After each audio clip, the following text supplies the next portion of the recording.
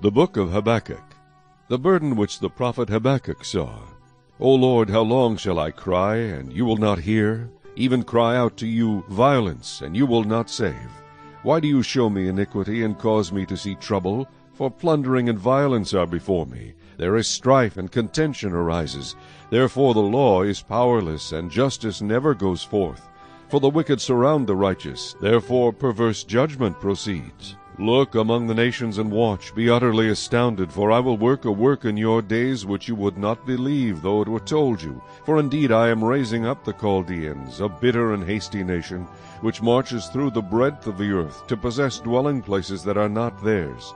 They are terrible and dreadful, their judgment and their dignity proceed from themselves. Their horses also are swifter than leopards, and more fierce than evening wolves. Their chargers charge ahead, their cavalry comes from afar. They fly as the eagle that hastens to eat. They all come for violence, their faces are set like the east wind. They gather captives like sand, they scoff at kings, and princes are scorned by them. They deride every stronghold, for they heap up earth and mounds and seize it. Then his mind changes, and he transgresses. He commits offense, ascribing this power to his God. Are you not from everlasting, O Lord my God, my Holy One? We shall not die.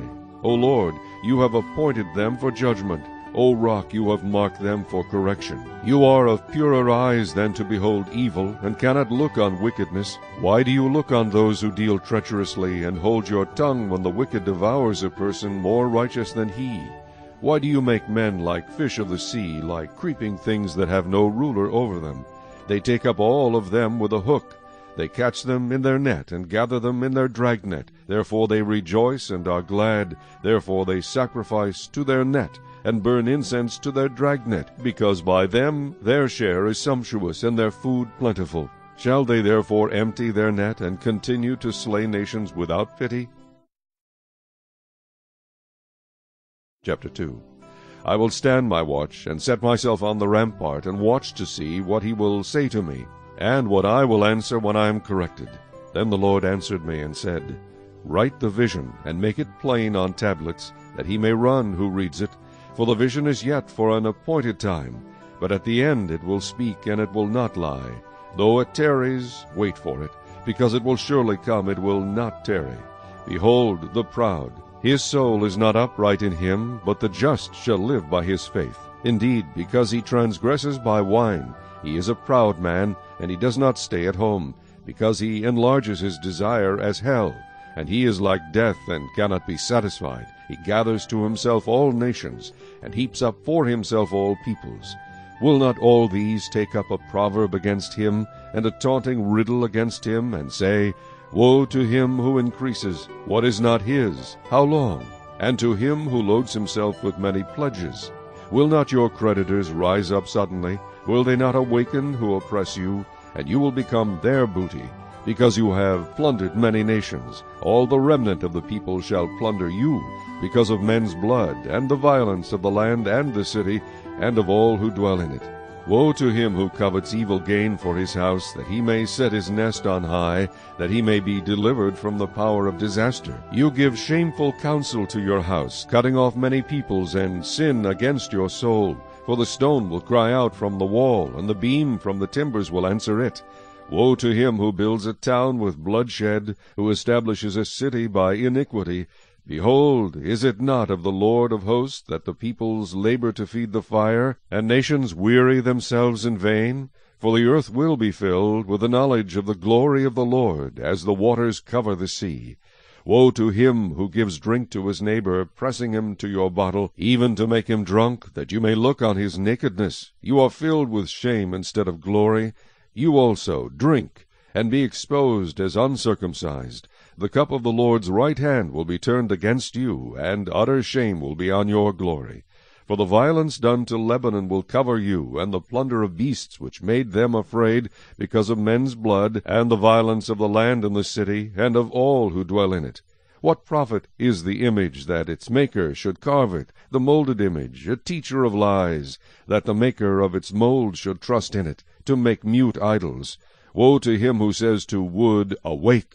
To silent stone, Arise, it shall teach. Behold, it is overlaid with gold and silver, yet in it there is no breath at all. But the Lord is in his holy temple. Let all the earth keep silence before him. Chapter 3. A prayer of Habakkuk the prophet on Shigionoth. O Lord, I have heard your speech and was afraid. O Lord, revive your work in the midst of the years. In the midst of the years make it known. In wrath remember mercy. God came from Teman, the Holy One from Mount Paran, Selah. His glory covered the heavens, and the earth was full of his praise. His brightness was like the light. He had rays flashing from his hand, and there his power was hidden. Before him went pestilence, and fever followed at his feet. He stood and measured the earth. He looked and startled the nations. And the everlasting mountains were scattered. The perpetual hills bowed. His ways are everlasting. I saw the tents of Cushan in affliction. The curtains of the land of Midian trembled. O Lord, were you displeased with the rivers? Was your anger against the rivers? Was your wrath against the sea, that you rode on your horses, your chariots of salvation? Your bow was made quite ready. Oaths were sworn over your arrows. Selah. You divided the earth with rivers. The mountains saw you and trembled. The overflowing of the water passed by. The deep uttered its voice, and lifted its hands on high. The sun and moon stood still in their habitation. At the light of your arrows they went, at the shining of your glittering spear. You marched through the land in indignation. You trampled the nations in anger. You went forth for the salvation of your people, for salvation with your anointed. You struck the head from the house of the wicked, by laying bare from foundation to neck. Selah. You thrust through with his own arrows the head of his villages. They came out like a whirlwind to scatter me. Their rejoicing was like feasting on the poor in secret. You walked through the sea with your horses, through the heap of great waters. When I heard, my body trembled, my lips quivered at the voice. Rottenness entered my bones, and I trembled in myself, that I might rest in the day of trouble. When he comes up to the people, he will invade them with his troops. Though the fig tree may not blossom, nor fruit be on the vines, though the labor of the olive may fail, and the fields yield no food, though the flock may be cut off from the fold, and there be no herd in the stalls, yet I will rejoice in the Lord. I will joy in the God of my salvation.